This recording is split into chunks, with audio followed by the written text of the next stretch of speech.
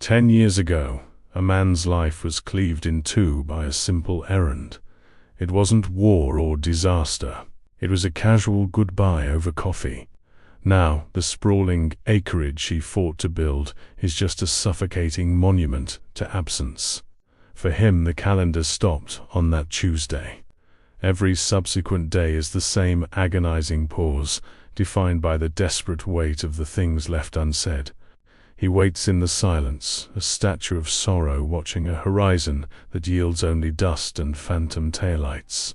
What catastrophic mechanism can shatter a lifetime with a single trip to the store? I am Thomas Hayes, 72 years old. 10 years. 10 Octobers have bleached the paint from the porch rails of Juniper Creek Homestead and turned my hair the color of winter cotton. My body, once capable of hauling 50-pound sacks of feed, is now a tall, gaunt figure, my shoulders permanently stooped, not just from the decades of farm work, but from the invisible weight of a suspended life. My hands are gnarled and weathered, monuments to effort, but now they only tremble slightly as they grip the rim of a cooling mug of coffee. My eyes, they are the worst part. They hold a deep, unresolved sorrow, constantly fixed on the horizon, searching for a ghost in the dust. The dust here is different now. It is the color of rust and neglect, a fine, pervasive sediment that has settled over the entire acreage. Juniper Creek Homestead is no longer a working farm. It is a reliquary. Inside, the house is immaculately clean, maintained by the frantic, ritualistic motions of a man trying to keep the past from decomposing entirely. But the silence, the deafening quiet is coated on everything, thicker than the dust. The deep shadow, always present even at midday, seems to have swallowed the sun. I remember when this place thrummed. I remember the 1980s, the height of the farm's prosperity, when the fields were rich and full, and the sound of laughter bounced off the sturdy walls. Now, every creaking floorboard under my faded denim and old chore coat is the sound of time collapsing. Today, October 2023, marks the official, unforgivable 10-year anniversary. I don't need the calendar. The chill in the air is specific. The way the light hits the South Road turnoff at this exact hour is a precise clock face. It was a Tuesday. A mundane, unremarkable Tuesday in the summer of 2013. My son, Arthur Hayes, 35 at the time of disappearance, had a broad-shouldered and sturdy build, a vital energy that made the whole house feel brighter. He was the embodiment of the promised future, optimistic, hard-working, and deeply devoted to the land and his family. He always carried a perpetual smile, sun-bleached hair perpetually falling over his forehead, and a habit of whistling tunes I hadn't heard since I was a boy. The conversation started at the worn kitchen table, the centerpiece of our home. Its surface is a map of our shared history, scratches from model trucks, rings from spilled coffee, the smooth patches where my elbow rested during 1,000 breakfasts. Now, it's just a wide, cold expanse of wood. "Dad, I need to run into Liberty Falls," Arthur said, wiping the last of the breakfast gravy with a piece of toast. "We're down to scraps, and I want to get the shed roof fixed before the fall rains." I put together the list. He slid the small piece of paper across the table. "The flour sack list. I know every curve of that cheap pencil graphite. Flour, 50 pounds, and new tools for the shed. It is tucked into my wallet still, protected by 10 years of handling, a tangible piece of evidence that this massive, life-altering catastrophe began with the need for something as utterly ordinary as baking supplies. It is the cruelest joke the universe ever played. I remember nodding, dismissing the trip as routine. Don't take all day, son. We need to check the north fence line before supper. Arthur stood, pulling on his work gloves. He'll be back before sunset, Pop. Guaranteed. That guarantee. That casual, quick wave he gave me over the roof of his truck. The mundane farewell. That instant it was so light, so fast, so inconsequential, became the instant my entire world dissolved. I walked him out to the red Ford F-150, that reliable old pickup truck. It smelt of earth, gasoline, and the particular scent of Arthur's sweat after a morning's labor. He cranked the engine. It roared to life, a sound I now crave with a physical ache. I watched him pull out of the yard, kicking up a trail of fine summer dust. He reached the South Road turnoff, that specific point where the asphalt meets the gravel, where the road dips slightly before disappearing behind the scrub. Okay, and then the truck was gone. Not violently, not tragically, but just gone. Swallowed by the sheer distance and the indifferent landscape. I went back inside, resumed my work, expecting the return by sunset. The sunset realization was slow, insidious. First, it was the thought, Hayes running late. Then, maybe traffic in Liberty Falls was bad.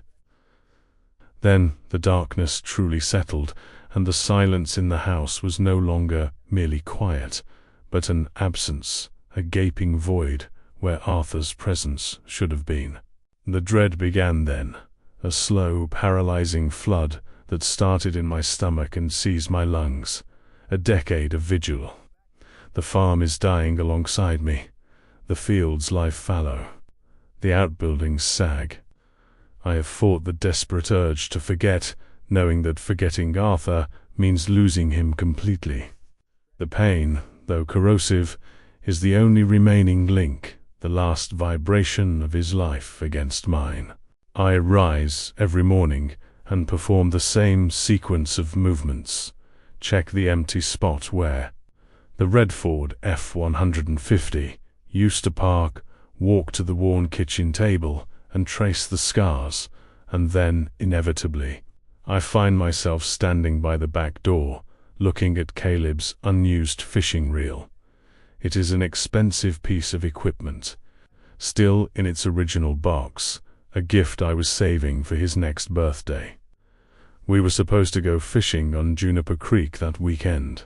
The reel sits there, untouched, preserved by dust and memory, a permanent monument to the planned future that never arrived. It is the physical manifestation of the permanent pause in our relationship. That reel is the most eloquent object in this silent house, screaming what should have been. I remember Dorothy Miller, 68 years old. She was the last person who tried to anchor me back to the present world. Dorothy is a neighbor, a woman of medium height with a robust frame, often wearing practical dresses and an apron, her hair kept in a tight bun. Her eyes are warm but tired now, burdened by the sight of my decline. She came over maybe 6 months after Arthur vanished, carrying a fresh-baked pie. "Thomas," she said, her voice practical and firm, standing in the doorway, refusing to cross the threshold into the shrine of my grief. "You have to stop this. You have to sell the livestock. You're starving yourself. You have to understand that sometimes there are no answers."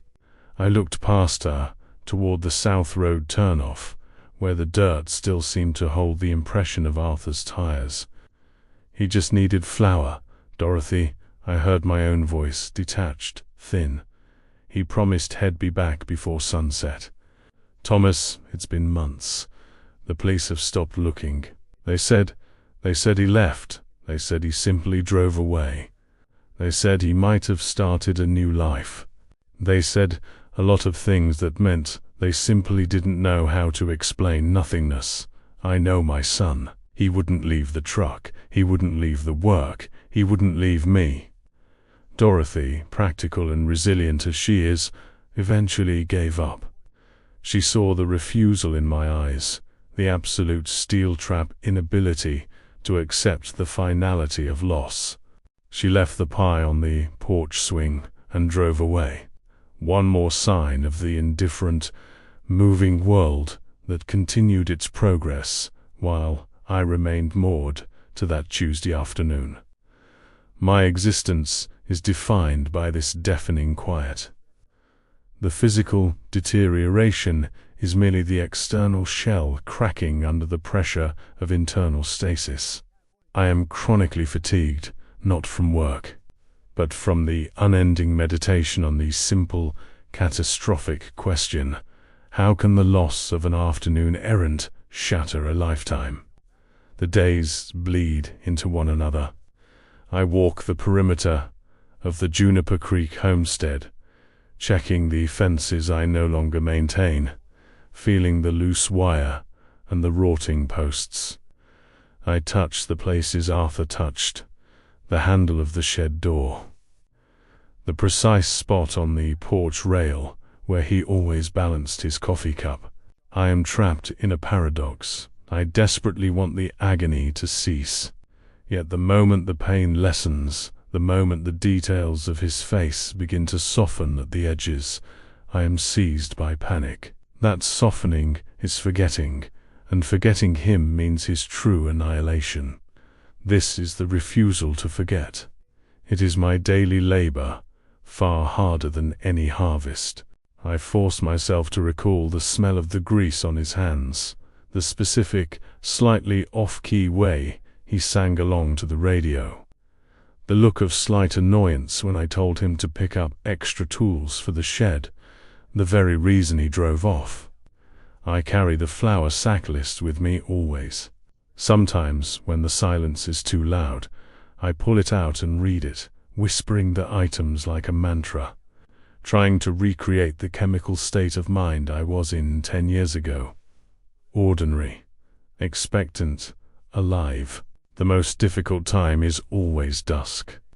As the light lowers on this specific October evening, the air thickens with the memory of the summer of 2013. The sun, a brutal orange disk, descends toward the western horizon, illuminating the South Road turnoff in a sickly yellow glare. I know, deep in my desiccated core, that I am fixed in that instant. A statue waiting on a porch, forever watching the empty horizon for the taillights of a prodigal son. This agonizing stasis is my sentence. Today, on the 10th anniversary, I felt a familiar, sharp compulsion. I put on my chore coat and walked. I did not walk the perimeter of the house, nor did I walk toward the dying creek. I walked the long, dusty stretch of gravel road leading away from Juniper Creek homestead. I walked directly to the South Road turnoff. The ground here is still the same, cracked, dry, and unforgiving. I stood exactly where Arthur's truck had last been visible. This is my central altar of waiting. I closed my eyes, forcing myself back to that moment. I could hear the faint, receding sound of the red Ford F-150's engine. The silence was not quiet. It was the sound of separation, the moment the cord was cut. I opened my eyes and looked at the asphalt. The world had moved on. Liberty Falls, that generic, bustling American city where Arthur was headed, was only 30 miles away. For 10 years, that city has celebrated, advanced, built new towers, and conducted its commerce, entirely indifferent to the fact that one man's routine trip shattered another man's entire existence. I knelt on the dry, brittle earth. My old joints protested the movement, a series of painful clicks that broke the perfect silence. I ran my gnarled hand over the gravel. I tried to feel the vibrations of the truck, the phantom sense of weight. This was the climax, the realization that always struck hardest on this specific day. I didn't just lose Arthur, I lost Thomas. I looked back at Juniper Creek Homestead, a sprawling, dilapidated shadow in the deepening light. The house looked less like a home and more like an ossuary. I remember a conversation with Arthur when he was 17. He was frustrated by the slow pace of farm life. "It's like time stands still here, Pop. Nothing ever changes." I had laughed, placing a heavy hand on his shoulder. "That's the beauty of it, son. Consistency, predictability. That's how we build a life that lasts." The profound, isolating sorrow of that memory hit me with physical force. I had built a life on consistency, and when the foundation of that consistency, Arthur's predictable return, was removed, the entire structure collapsed, yet the shell remained standing, holding only the echoes of the failure. I stood up, swaying slightly. The sunset was fully upon me. The air was turning cold, the harbinger of a cold night that, like every night for the past decade, would hold no sleep, only the ceaseless reel of memory. I saw a movement in the periphery. It was a reflection, maybe of the setting sun on some distant metal. For a fraction of a second, my heart performed a violent, unfamiliar maneuver in my chest. Taillights, red, moving. It was just the evening traffic on the main highway, miles away, completely irrelevant. But that flicker, that momentary resurgence of hope, was more painful than any long night of despair. It was the constant, necessary deception I lived under. I walked slowly back to the homestead. The worn kitchen table drew me in. I sat down, running my hand across the smooth, cold surface where Arthur had placed the flour sack list. What use is resilience when the only future is the past? Dorothy Miller had resilience. She moved forward. She embraced the tired compromise of an uncertain world. But I cannot. My resilience is fixed on the belief that if I hold the memory hard enough, if I do not concede 1 inch to forgetting, then he is still, technically, on his way back. I am not living anymore. I am performing the act of vigil. I looked out the window, past the porch, past the yard, all the way to the South Road turnoff. The darkness had swallowed it completely now. It was October 2023, and the man who left me 10 years ago had just driven away.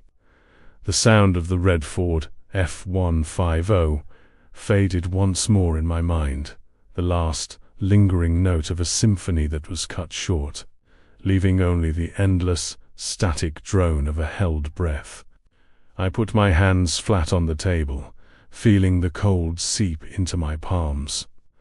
Those gnarled hands that can no longer plant a seed, but can still remember the exact feel of a 35-year-old son's handshake.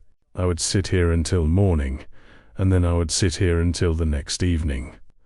The world may spin, but I will remain anchored to this moment, a stubborn, isolated monument to a love that could not accept the finality of a trip for flour and tools. My heart broke on a Tuesday, and it has never managed to beat forward since. I am Thomas Hayes, and the day everything ended is every day. The sentence is perpetual. I have stopped waiting for him to come home. I am only waiting for the moment I can join him in the silence. The air inside Juniper Creek Homestead on this October night was thick and cold, yet stagnant. It carried the smell of unused space, a mixture of dried lavender I hadn't the heart to toss, and the faint, coppery scent of old dust that managed to seep past my frantic efforts at preservation. I sat at the worn kitchen table, the wood cold beneath my hands. The darkness outside had consumed the South Road turnoff entirely, turning the landscape into a vast, featureless void that mirrored the void inside me. I tried to listen, not for the sound of the red Ford F-15. Oh, that particular sound was reserved only for the cruel theater of my mind, but for the simple, everyday noises that used to define this structure. The house was supposed to groan in the wind, the pipes were supposed to rattle, the floorboards should have shifted and settled. Now, every creak felt deliberate, a recorded playback of previous years, not a living sound. The quiet here isn't merely the absence of noise. It is an active presence, a dense medium that presses against the eardrums. It's the sound of a held breath. It is the palpable lack of Arthur's deep, rhythmic snore drifting down the hall from his room above the shed. It is the absence of the quick clink of keys tossed onto the entry table. It is the perpetual non-arrival of the heavy thud of his work boots hitting the mat by the back door, a sound that used to signal the end of the day, the safety of being home. I am battling not just memory loss, but auditory starvation. I hunger for the noise of life, the sound of that vital energy that characterized him. I pushed myself up from the table. My body felt like an ill-fitting suit of armor, the joints grinding against each other. Physical fatigue was a given, but tonight the exhaustion was layered, the heavy drag of 10 years of mental wrestling. I moved through the house with the specific, careful grace of a man walking through a minefield of sentiment. I passed the coat rack. Arthur's heavy chore coat still hung there, faded blue, exactly where he left it. I hadn't moved it. To touch it was a step I could not take. It would be to confirm its function as an artifact, not as a garment momentarily shed. But I stopped short of it, inhaling deeply, trying to catch the phantom scent of earth, gasoline, and him. It was gone, replaced by the odorless purity of dry air. Time is relentless, not just in its passage, but in its ability to scrub the world clean of chemical signatures. My battle against entropy is obsessive. The house, this museum of loss, remains impeccably clean, because if I let the physical structure decay, I fear my internal commitment to his return will decay alongside it. I clean the worn kitchen table every morning, tracing the scratches left by his childhood model trucks. These grooves are my Braille history, a map I must memorize daily. I run my palm over the smooth patch, where his elbow always rested during breakfast, looking for residual warmth that disappeared a decade ago. I remember the 1980s. Arthur was maybe 10. The farm was thriving. The fields were gold under the endless summer sun. I recall a specific evening, hot and thick, when we were repairing a fence line near the creek. He was smaller then, but already possessed that sturdy build, the kind of physical reliability that made him seem older than his years. Pop, head grumbled, swatting a fly. Why do we have to check every single post? We just fixed this section last spring. I had smiled, the smile of a father watching his legacy grow. Because Arthuric offense is only as strong as its weakest point. You don't wait for the breach to start checking the perimeter. You maintain the line, always. He understood, nodding seriously, that sun-bleached hair catching the late afternoon light. He was the line, the assurance, the perimeter of my future. When he drove away that Tuesday, he didn't just leave the farm. He breached the very boundary of my structured existence. And now, 10 years later, I am checking the perimeter of my memory, desperately trying to find the weak post, the moment I could have held him back. I walked toward the back door, drawn by the silent accusation of the shelf near the entryway. Arthur's unused fishing reel, the expensive one. It sat there, a high-performance piece of aluminum and graphite, still encased in its clear plastic display box. We had planned to use it the following weekend. The plan was fixed, absolute, a small reward for the hard summer work. We would find a spot where Juniper Creek still held deep water, and we would spend the day in the easy, companionable silence that only a father and grown son can share. I picked up the reel. The plastic box was cold and slightly tacky with the accumulated dust I couldn't bear to wipe away. Dust is time made visible. Holding that reel now felt like holding a contract that had been fundamentally and fatally voided. It wasn't just a fishing trip I lost. It was the whole structure of expected continuity. It was the knowledge that there would be more summers, more birthdays, more shared silence. I gripped the box tighter, the sharp edges digging into my palm. I was filled with a sudden, searing rage, pure and isolating. This rage wasn't directed at Arthur, or at fate, or even at the indifferent mechanics of Liberty Falls, the city that swallowed him whole, that kept turning its gears and lighting its towers, while I fossilize here. The rage was directed inward at the stubborn, static man I had become, the man who let him drive away for flour. I walked into the small, rarely used living room, plunging into the deeper shadow. I needed to see his face, not the fading image in my mind, but the tangible proof of his reality. I went to the mantelpiece. There was a single framed photograph from maybe 5 years before he left. Arthur, leaning against the red Ford F-150, grinning, his sun-bleached hair bright, his broad shoulders filling the frame. He looked like the definition of vitality. The photo had a crack running diagonally across the glass, sustained during a minor tremor years ago. I had never replaced the glass. The crack symbolized the way-perfect fracture in my life, splitting his image into two pieces, the Arthur who was and the Arthur who never returned. I took the photo down. I sat on the worn couch, its upholstery smelling faintly of mildew and neglect, one of the few things I had given up cleaning. I held the image close, tracing the line of his smile with a gnarled finger.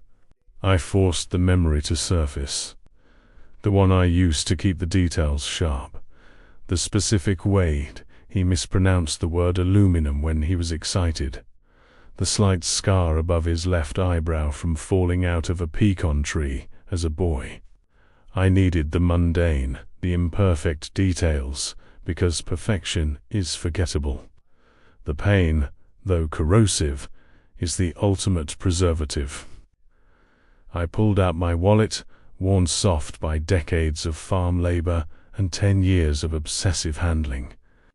The flour sack list. I unfolded it carefully. Flour, 50 pounds, new tools for the shed. The cheap pencil graphite was smudged now, the paper thin enough to tear with a careless motion. I had handled it so many thousands of times that the texture of the paper had molded to the faint oils and lines of my thumbprint. It was an extension of my grief. I read the list aloud, a dry whisper in the colossal silence. Flour, 50 pounds. I remembered the slight annoyance in his voice when ID insisted on the tools. Do we really need the whole set, Pop? The old wrench still works fine. Better to have it and not need it, son, Egg replied dismissively. That wrench, that request for better tools. If I hadn't added that second item, would he have paused? Would he have hesitated? Would he have decided to wait until the next day? The mind is a torture chamber, replaying infinitesimally small decisions and inflating their cosmic importance. I stood up abruptly, the fishing reel box still clutched in one hand, the fragile list in the other. I needed to make the world move. I needed to break the stasis, even if just for a moment, to prove that I wasn't entirely defined by being a statue waiting on a porch. I stumbled out the back door and onto the porch, the cold air hitting my face like a slap. I looked out at the familiar, empty geometry of the yard. The spot where the red Ford F-150 should be was covered in patchy weeds, a constant green symbol of neglect and absence. It was the sight of the weeds that triggered the breakdown. The failure to maintain the land was a failure of fatherhood, a failure to uphold the tradition Arthur had loved. I walked off the porch, the fishing reel clutched tight. I stepped onto the overgrown gravel path that led toward the barn, the path Arthur took every morning before dawn. I walked further toward the dilapidated shed, the very shed that needed the new tools. The door was warped, the paint blistered. I hadn't been inside in 3 years. The last time I had gone to retrieve a broken handle and had been confronted by the overwhelming scent of Arthur's energy, oil, leather, and sweat. I hadn't been able to breathe. Tonight the fear was replaced by a desperate, agonizing need for contact, any contact, even if it was violent. I grabbed the warped handle and wrenched the door open. It screamed on its dry hinges, the loudest noise I had heard in months, a sound of protest against my intrusion. Inside, the shadows were absolute, cut only by the single weak beam of moonlight through a dirty window. The tools were still neatly organized, relics of the efficiency Arthur maintained. His favorite hammer, handle worn smooth, lay on the workbench. I threw the unused fishing reel box violently into the darkness of the shed. It hit a shelf with a muffled thwack, the plastic box shattering, the expensive reel tumbling onto the dusty concrete floor, finally removed from its decade-long preservation.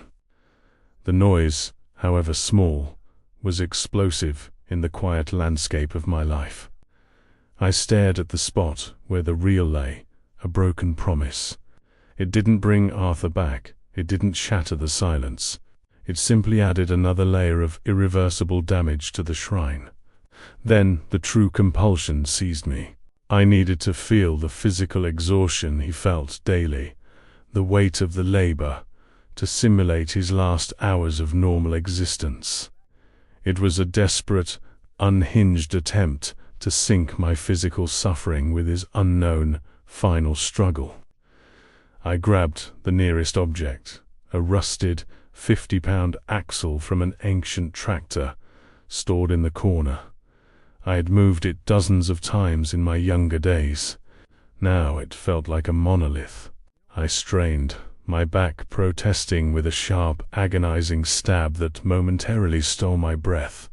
My hands, gnarled and weathered, slipped on the cold metal. I fought the weight, using what little muscle memory remained, pulling it across the floor. 50 pounds. The same weight as the sack of flour he was going to buy.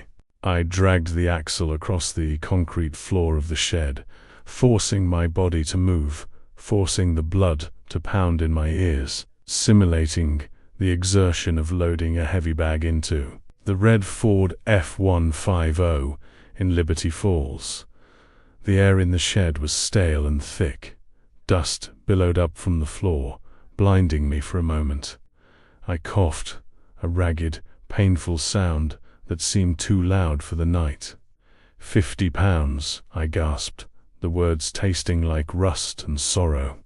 It was just 50 pounds. I dragged the axle, not toward the door, but simply from one side of the shed to the other, a pointless, grueling ritual. I stumbled, collapsing to my knees beside the weight, breathing heavily, every muscle screaming in protest. The intense physical pain was a relief. It was something new, something real, something that momentarily eclipsed the soul-crushing agony of the void. This was the climax. Not a discovery, not a return, but the ultimate physical manifestation of the mental breakdown. A 72-year-old man, broken by sorrow, forcing his failing body to bear the symbolic weight of the mundane errand that destroyed his life. I lay there for several long minutes, my cheek resting against the cold, gritty concrete. The physical exertion had brought me closer to the earth, closer to the dust that defined this abandoned place. When the frantic energy finally subsided, leaving behind only the residue of trembling exhaustion, the silence returned, heavier and more judgmental than before. The shattered fishing reel lay nearby, reflecting the faint moonlight, a small, broken circle mirroring the broken circle of my life. I used the workbench to pull myself upright. My gaze fell on the tools. Arthur's tools. They were waiting. They had been waiting for 10 years. The new ones, the ones he was supposed to buy, never arrived. The work stopped. The project ceased. The farm died, all because of an errand for 50 pounds of flour. I slowly left the shed, leaving the door ajar, a symbolic admission that nothing inside mattered anymore. I didn't bother to retrieve the fishing reel. It belonged to the silence now. I walked back across the yard, now bathed in the silvery indifference of the moon. I was bruised, physically depleted, and covered in the dust of the last decade. But the internal landscape remained unchanged. The stasis was absolute. The world moves on. Liberty Falls, only 30 miles away, continues to traffic, trade, and build. People there buy flour daily, unconcerned with the cosmic weight such a simple purchase can carry. Dorothy, with her tired eyes and practical mind, had been right. The world doesn't offer answers for nothingness. It simply carries on, leaving those of us who break behind. I returned to the house, avoiding the reflected crack in the photo on the mantel. I went back to the worn kitchen table. I sat down, careful not to tear the flour sack list, which I still held. I realized that my existence is now dedicated entirely to the refusal to forget, but not just the happy memories. I must remember the texture of the worry I felt before the disappearance. The specific way the sunlight hit the dust cloud behind the red Ford F-1450. The exact volume of his voice as he said, "I'll be back before sunset, Pop, guaranteed." My sorrow isn't isolating because I'm alone. It's isolating because my perception of time is unique. For the rest of humanity, 10 years means change, progress, growth. For me, 10 years is a Tuesday afternoon stretched into an eternity. I am permanently tethered to that moment of separation. I have stopped looking for his taillights, because the hopeful looking implies a future resolution, a change in the static state.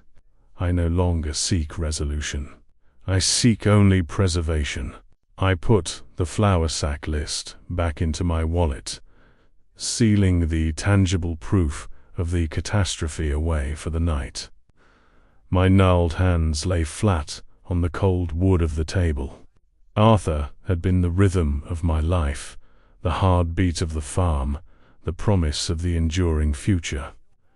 Without him, I am merely the echo in the vast, quiet museum of loss.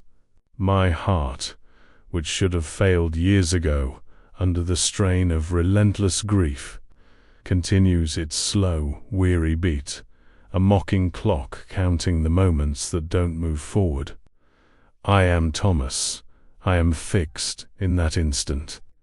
My agonizing stasis is my sentence, the profound, isolating sorrow of a father whose life stopped on a Tuesday and has never managed to beat forward since.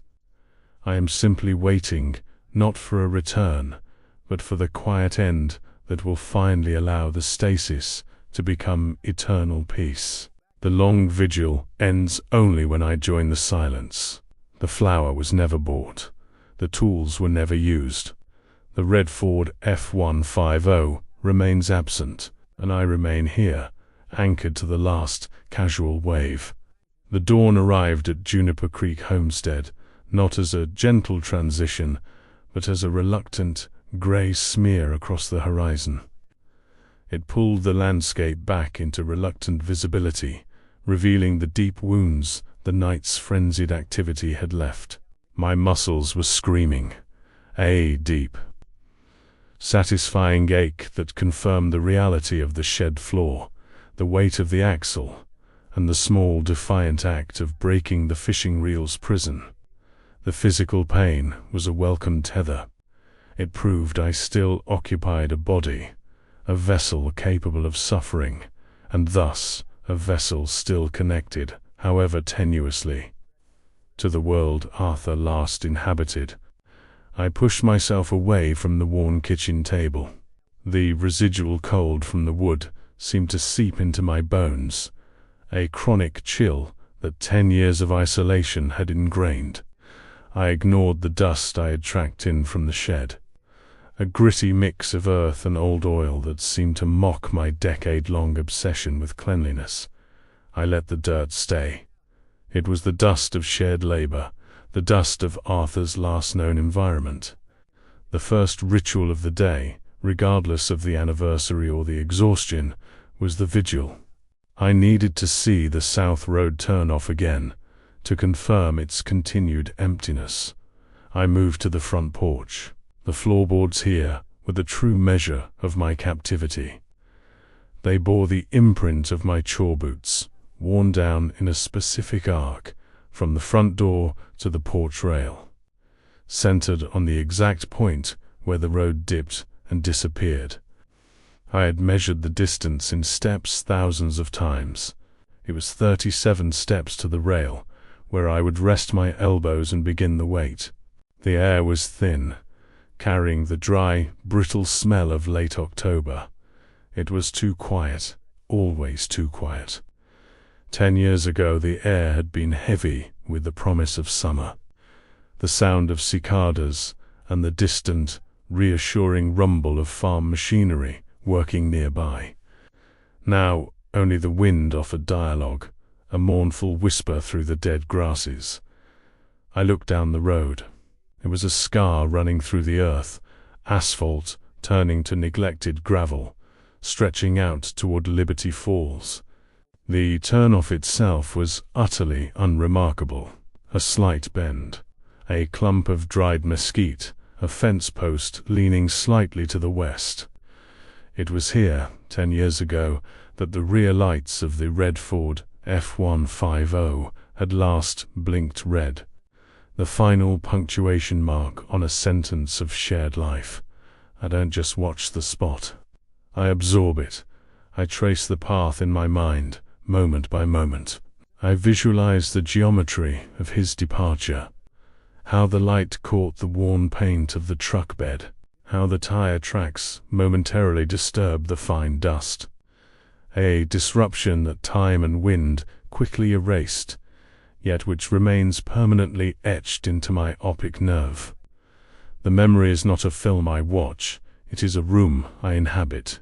I am forced to stand on that porch, reliving the quick, dismissive wave of my hand, the casual nature of the goodbye. You'll be back before sunset, Pop. Guaranteed. A guarantee built on a sack of flour and a set of tools. The absurdity of the cause is the ultimate torture. Grand tragedies offer scope for grand grief. A mundane errand offers only suffocating, internal shame. I stood there until the sun crested the eastern hill, painting the sky in a harsh, indifferent yellow. The light did not bring warmth, only clarity.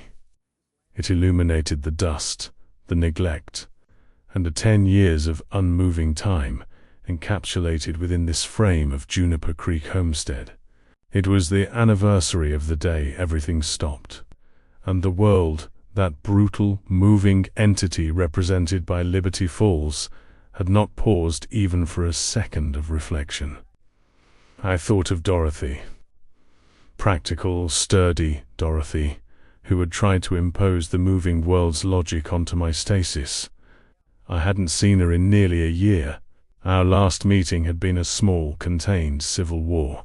She had driven her reliable sedan out here, not Arthur's sturdy, defiant truck, but a quiet, sensible vehicle designed for continuity and forward motion. Shade brought a casserole, the universal symbol of neighborly concern, and sat across from me at the worn kitchen table. "Thomas," she'd started, her voice soft but firm, her tired eyes full of genuine worry. "You can't stay here like this.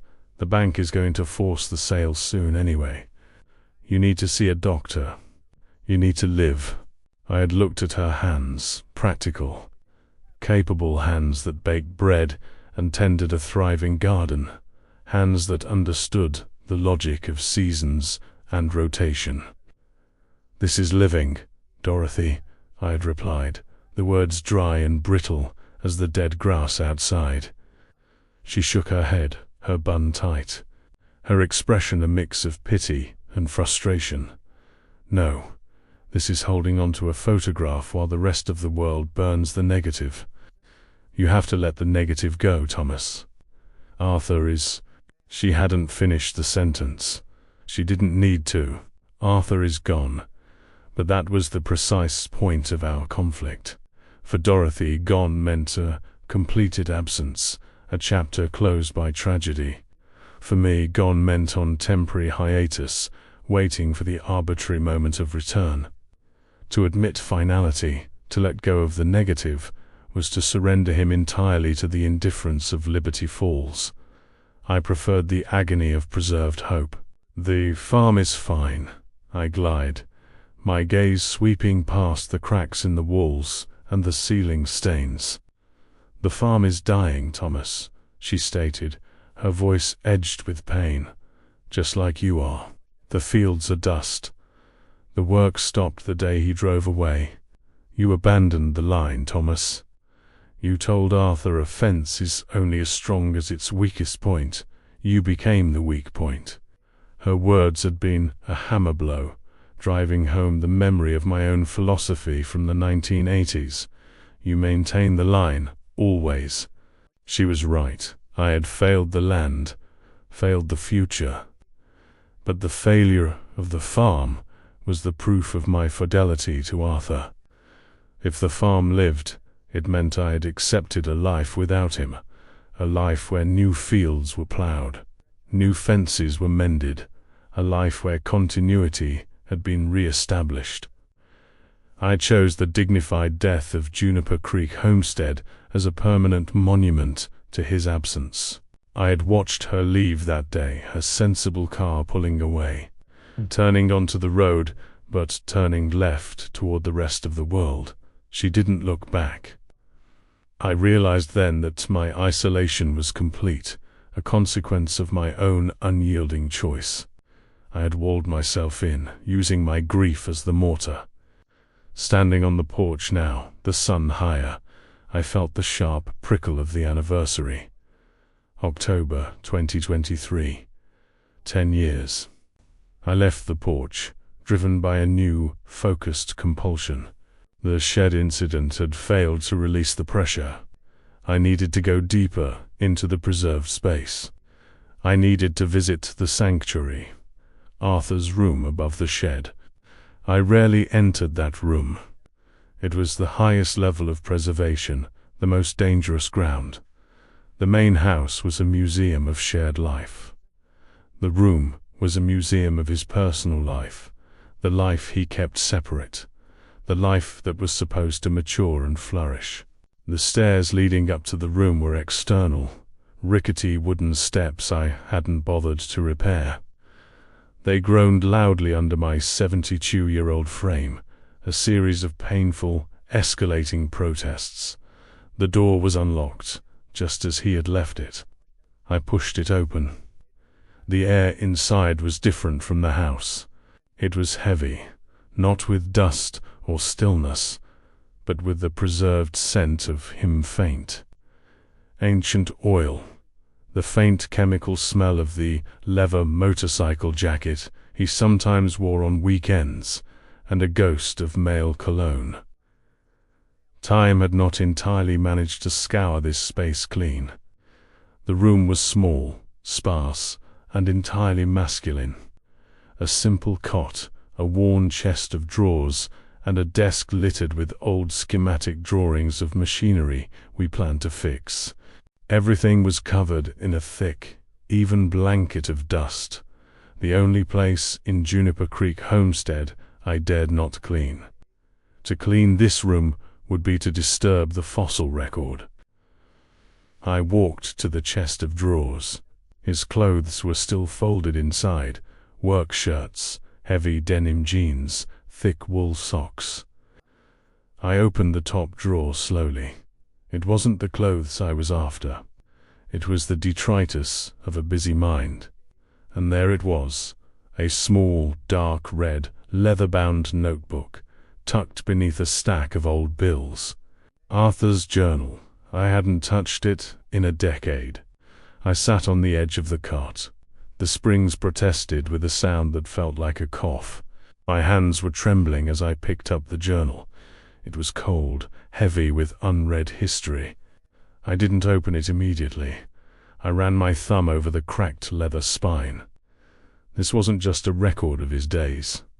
It was the final, unedited expression of the man he was before the vanishing. The man who had plans, who possessed a guaranteed future. This was the new frontier of my self-imposed torture.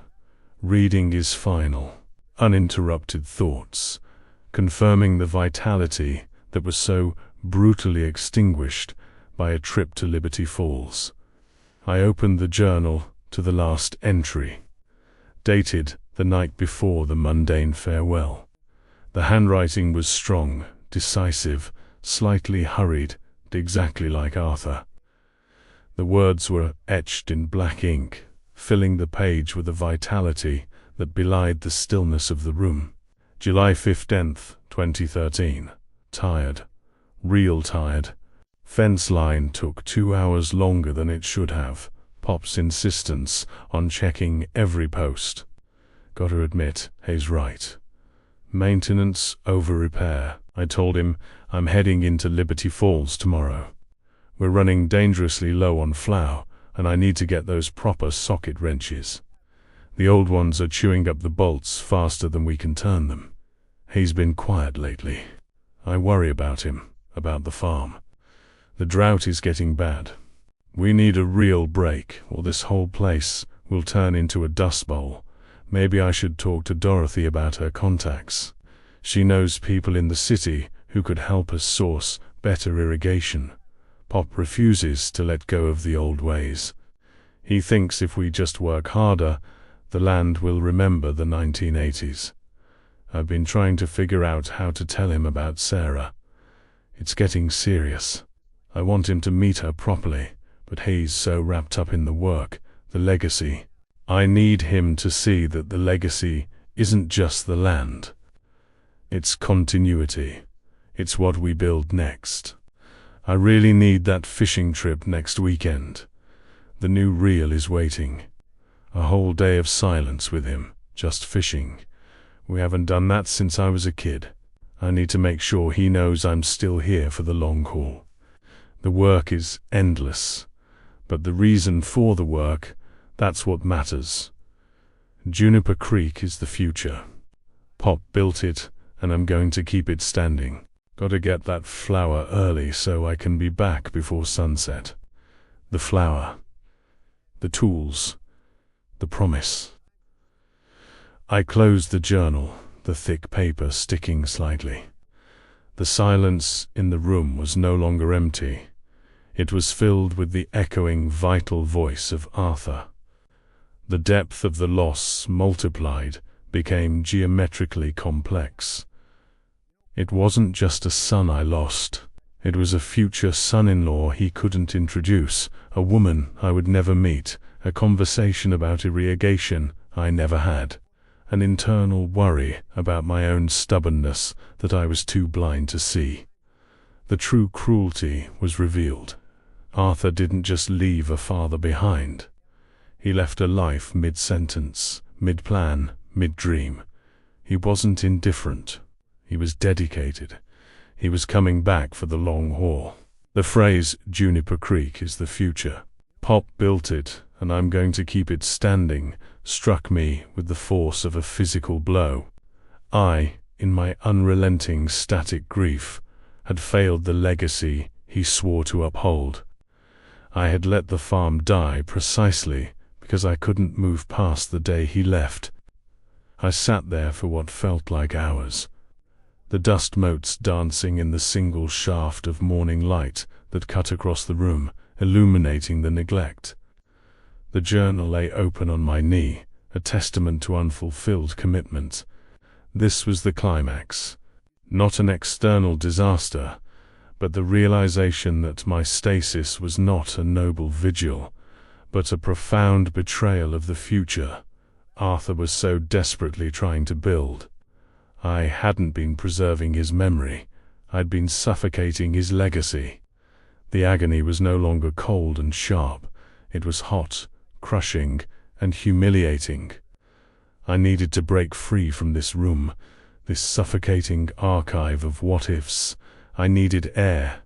But as I stumbled toward the door, my foot caught on something small and hard. I looked down. It was a photograph, slipped from a stack of books. Not the familiar framed one on the mantelpiece, but an older, candid shot from the 1880s.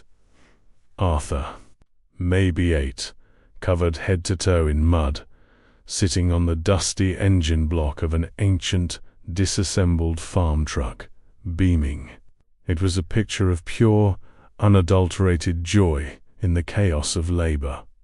It showed the essence of the farm, a place of hard work, yes, but also a place of robust life. I picked up the photo, the thin paper almost dissolving under the pressure of my gnarled fingers. I looked at the boy, the man-to-be, the embodiment of future stability. A violent, desperate urge seized me, to burn it, to take the journal, this photo, all the physical evidence of his vibrant, lost future, and reduce it to ash. To finally let the pain stop, to let the memory blur, to allow the release that Dorothy had urged upon me. Forget the details, Thomas. Let the forgetting be the final act of love. I staggered down the protesting steps, the photo clutched in one hand, the journal in the other. I walked through the yard, past the weedy patch where the red Ford F-150 should be, and towards the old burn barrel near the barn. I reached the barrel. It was rusted, filled with the charred residue of old letters and winter papers. I could do it now. The wind would carry the smoke away and no one would ever know. The silence would swallow the evidence. I could finally free myself from the obligation of detailed memory. I stood there, breathing heavily, my heart hammering a frantic rhythm against my ribs, the only sound that dared challenge the pervasive silence of Juniper Creek. I looked down at the journal. I imagined the black smoke carrying away the name Sarah, carrying away the plans for the fishing trip, carrying away the conviction that Juniper Creek is the future. I couldn't. The fear of forgetting, the realization that erasing the pain meant erasing the sun, was an absolute barrier. The agony, the stasis, the crushing weight of the unmoving moment, this was the last sacred space where Arthur still existed in precise detail. To forget the exact content of his final days, the texture of his hope, the specific scent of his room, was to kill him a second, irreversible time. I lowered my hands. The physical breakdown in the shed had been a spasm of rage. This, standing by the burn barrel, was the ultimate, cold acceptance of my sentence. I would not allow myself the merciful release of amnesia or destruction. I retreated from the burn barrel, walking back toward the house with slow, deliberate steps. I put the journal back where I found it, in the sanctuary of Arthur's room, and I returned the small photo to its stack. The memory was too precious, too vital to be extinguished. I walked back into the main house, the kitchen now basking in the cold light of midday. I was exhausted, depleted, but internally resolved. My vigil was redefined. It was no longer a hopeful waiting for a return. It was a defiant, ongoing act of preservation against the indifference of time. I went to the worn kitchen table again. I pulled out my wallet, extracting the soft, worn paper of the flour sack list. Flour, £50, new tools for the shed. The tangible evidence of the catastrophic mundanity. I laid the lift flat on the smooth spot where his elbow used to rest. I did not read the words aloud this time. I simply absorbed their meaning. The list was not a reminder of what was needed. It was the map of my fractured existence. I am Thomas. I am fixed in this instant. The red Ford F-150 is absent. Liberty Falls continues its indifferent commerce, buying and selling the very necessities that initiated my decade-long pause. Dorothy lives in a world of continuity and progress. But here, at Juniper Creek Homestead, time remains permanently anchored to that Tuesday afternoon in the summer of 2013. My heart beats forward, not to reach a future, but simply to count the moments that have accumulated since the failure of a promise. The profound, isolating sorrow is my eternal sentence. I put the list away, closing the wallet with a definitive snap. I looked out the kitchen window at the empty space where the truck used to sit, and then toward the empty road. I am simply waiting not for Arthur, but for the quiet end that will finally allow my static life to dissolve back into the dust of the land he had promised to keep standing. The silence, dense and judgmental, is now the only sound I recognize. The long vigil ends only when I join the silence. The work stopped, the farm died, and I remain here, anchored to the last casual wave, forever defined by the 50 pounds of flour that was never bought. Lock in the next video, like and subscribe.